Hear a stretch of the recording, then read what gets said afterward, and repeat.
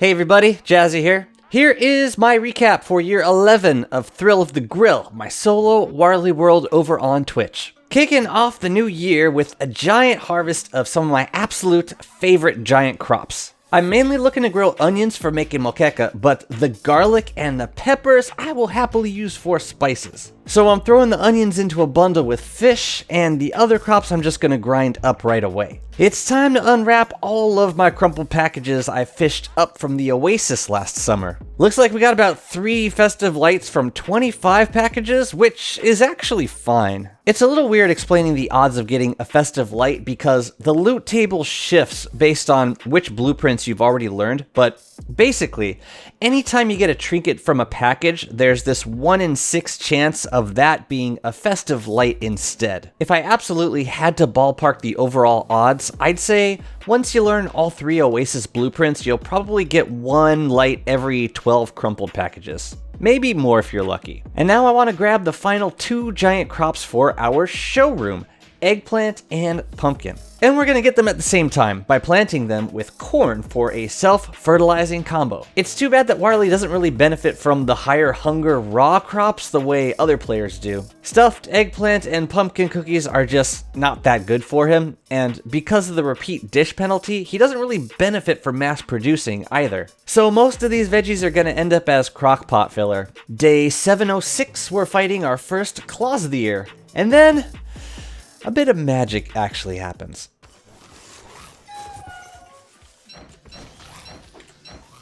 Oh no.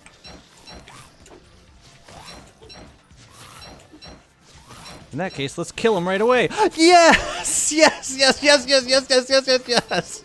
Yes, chat, we did it! We did it! We got a Krampus sack! From the stupid Krampus. Oh my lord, thank the Lord. Day 706. A Krampus sack. Oh my god, that took forever. I've never had such rotten luck on a run before. Thank you, Krampus. Of course it came from Krampus. Watch, we get another one out of the loot stash. This is what's gonna happen. It's gotta be like this now. I can feel it. I feel like we're about to get another one. It's funny you should say that, past Jazzy, because look what we got out of the loot stash. Every time I say Madge, I think about Marge's sisters from The Simpsons. You know what I'm talking about? Oh, Madge. Patty and Selma, thank you. Patty and Selma.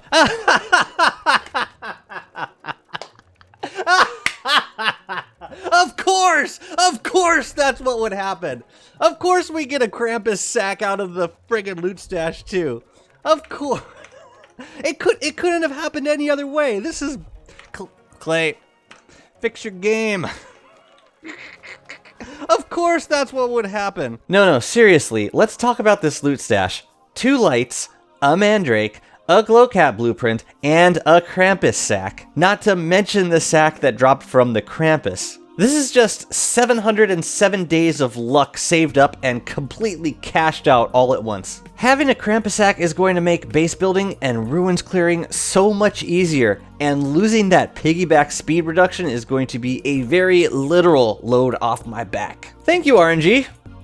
You work in mysterious ways. I was celebrating that victory with a big tree harvest when I realized it was full moon and I really wanted to do the moonstone event that night. So I cleared the trees, I ran straight over to the moonstone, and I got there right on time. It also looks like much of this forest has been petrified, so I'm gonna smash some sweet meat and go full ham on these trees. Strange as it sounds, I'm most excited for getting flint from these. The rocks I can farm in base from stone fruit, but the flint I need to go elsewhere to collect, and because of that, I never seem to have enough. Doesn't help that any extra flint just disappears into rocky turf. So yeah, I'll take all the minerals I can get. Day 715, I'm fighting Dragonfly. Again, with a Hambat and 2 bone armors. I also smashed a spicy eggplant before the fight just to move it along. I spent 12 nightmare fuel on refueling the bone armor, which is a little better than the 14 I spent last time when I didn't use any spices. I might go for Volco jelly next time and just see how much fuel that saves me. Because once you get double bone armor, the resource cost of the entire fight can be reduced to nightmare fuel. Day 717, I'm planting a big batch of corn because I want to step up this mass production of powder cakes. These will be the easiest way to store seasoned foods, because realistically they're never going to spoil unless you're sitting in a spore cloud. Corn is another one of those crops that is just really easy to fertilize. Just add 2 rot for each corn plant. I'm going to plant 9 in a single plot and refertilize after a couple of cycles. If I only wanted to fertilize once, I could have just planted 6 in a plot, but since I'll be a round base anyway, I don't really mind doing another round of rot. While I'm waiting, I'm throwing up some fences for the Winter's Feast build. I never thought I'd be using this gingerbread fence skin as much as I am, but it really does look nice for a winter build. These areas are not going to be totally fenced in, but having some fencing on the outside will make the build feel just a bit more cozy. I want to kill Fuelweaver in spring, so we get a shadow piece fight in. I forgot to bring nightmare fuel, so I do need to dodge the rook a little bit. Fortunately, all the shadow pieces drop nightmare fuel, so I can just pick up and refuel as the fight progresses.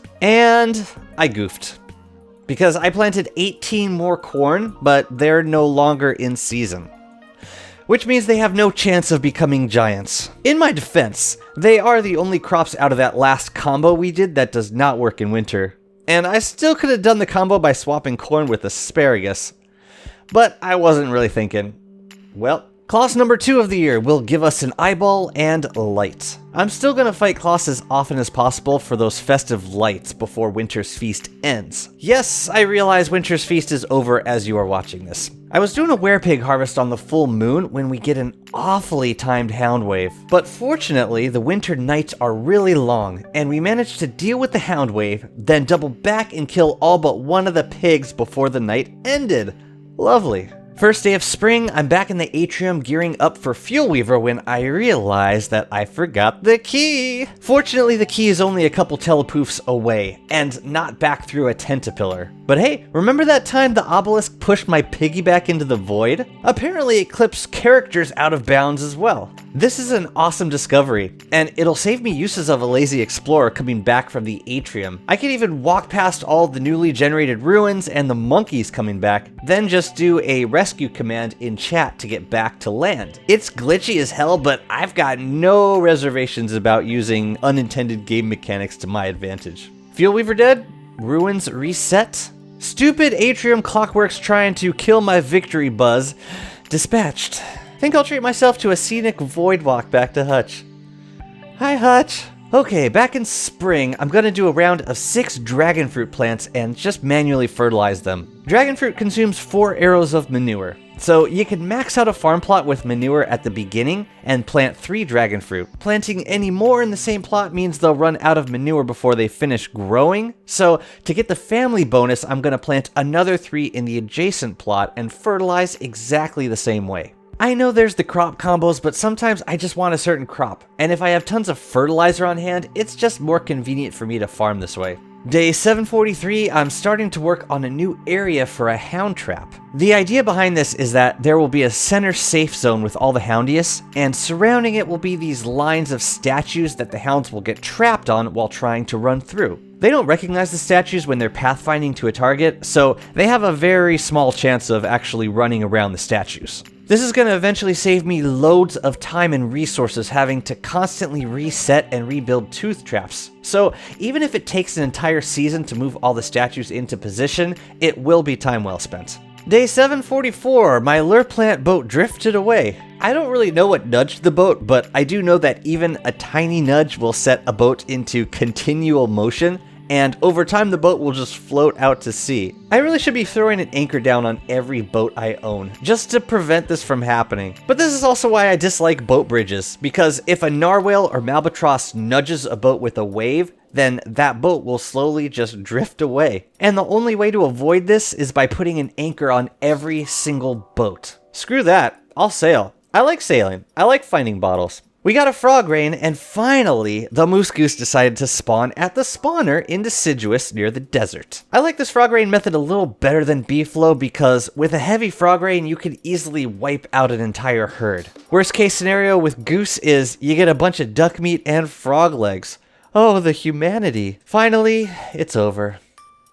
Just kidding, we get another frog rain immediately afterwards. This wave I'll bring over to D-Fly, but I really don't like D-Fly for this because she'll attack me if the frogs start licking her. Don't look at me, I didn't summon this plague, just deal with it. Well, that was exciting. Let's spend half a season moving statues. To the relief of my viewers, I will need to pause this project in summer because it is outside of the Oasis protection and I don't want my pig farm smoldering while I work. For the inner wall, I'm using stone Fuelweavers, and I love how much the antlers make this look like freaking barbed wire. The outer corners will be marble statue, and I'm going to use a variety of different boss sketches grouped according to either type or season because I'm a shameless nerd. Sneaking in a third Klaus last few days of spring. The loot is an eyeball, jelly, and 2 beautiful lights. First day of summer, I'm finally picking up all the logs I harvested back in autumn. The birch nuts I gotta pick and bundle right away because they spoil, but the logs I can basically leave until I'm ready to gather.